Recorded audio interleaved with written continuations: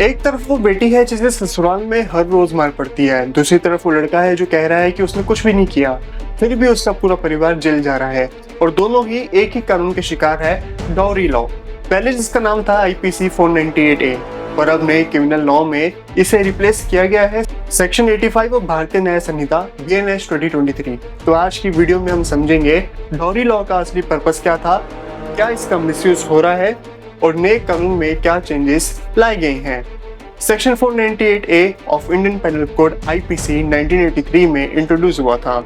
इसका मकसद था मैरिड वुमेन्स को क्रूएल्टी से बचाना, डॉरी के लिए टॉर्चर करने वाले पति और उसके परिवार को पनिशमेंट देना। ये लॉ नॉन बेलेबल था, पुलिस अरेस्ट कर सकती थी बिना वारंट के। पनिशमेंट की बात करें तो 3 साल तक की जेल प्लस फाइन। बट जैसे जैसे केसेस बढ़े, कोर्ट ने नोटिस किया कि कई बार इसका मिसयूज भी हो रहा है।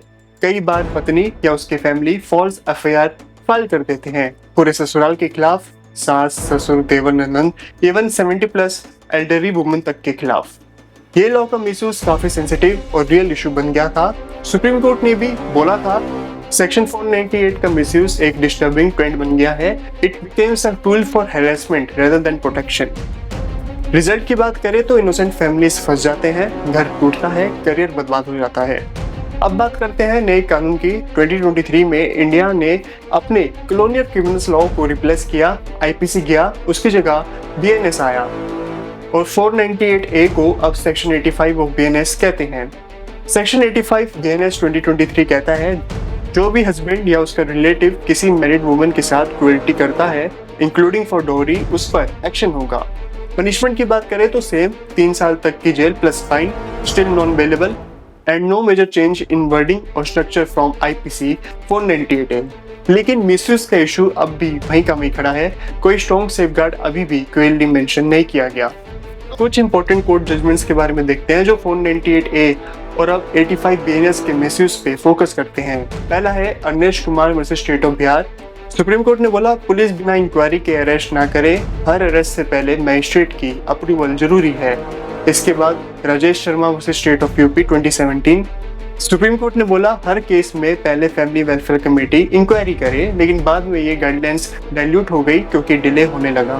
पर इंटेंट क्लियर था, प्रोटेक्शन का मिसयूज भी नहीं होना चाहिए।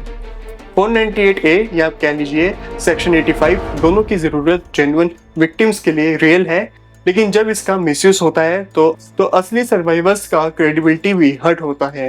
लीगल सिस्टम का ट्रस्ट कम होता है, innocent man and their family suffer mentally and financially. Balance की जरूरत है। रियल क्रुएल्टी के केसेस में फास्ट प्रोटेक्शन, फॉल्स केसेस में strict penal action against false complainants. क्या हमें gender neutral domestic abuse laws लाने चाहिए? ये डिबेट अब लॉन्च हो रही है, स्पेशली मेंस राइट ग्रुप्स के बीच। तो दोस्तों सेक्शन 85 यानी नए 498A का मकसद है प्रोटेक्शन देना, लेकिन जब तक मिसयूज का चेक नहीं होगा ये कानून डिबेट का सब्जेक्ट बना रहेगा। आपका क्या मानना है? क्या 498A का मिसयूज हो रहा है? क्या नए लॉ में स्ट्रिक्टर सेफगार्ड्स होने चाहिए? कमेंट्स में जरूर लिखिए। मिलते हैं अगले एपिसोड में एक और कानूनी सच के साथ।